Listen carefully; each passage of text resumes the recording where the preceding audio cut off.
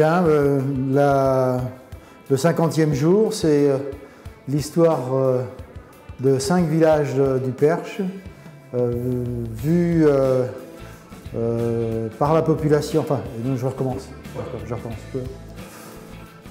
Le 50e jour, c'est l'histoire de la guerre de 14-18 vécue dans 5 villages du Perche. Mauves-sur-Vigne, Le Pin-la-Garenne, Comblaud, Corbon et Perret. Donc un micro-territoire qui voit partir ses habitants ses hommes vers le front. Les femmes restent et il faut assurer la continuité des travaux agricoles. Il faut assurer aussi l'arrivée des réfugiés, des blessés. Il faut aussi assurer malheureusement l'annonce des décès, des soldats qui sont au front et qui disparaissent.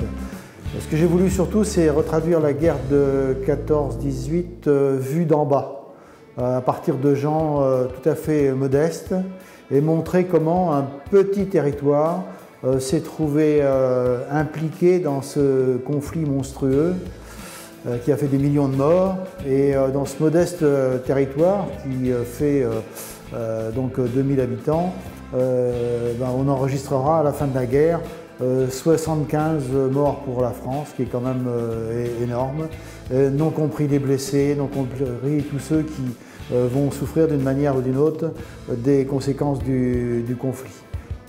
Donc j'ai voulu en faire un livre et pour rendre hommage à tous ces gens qu'on était en train d'oublier.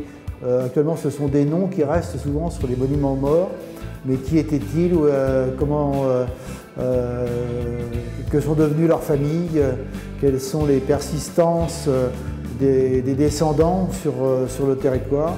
Le livre, c'est d'abord le témoignage de Julia Hainaut, qui, à la fin de sa vie, a accepté de raconter ses souvenirs, et à partir de là, j'ai voulu donc faire revivre tous les personnages dont elle m'a parlé.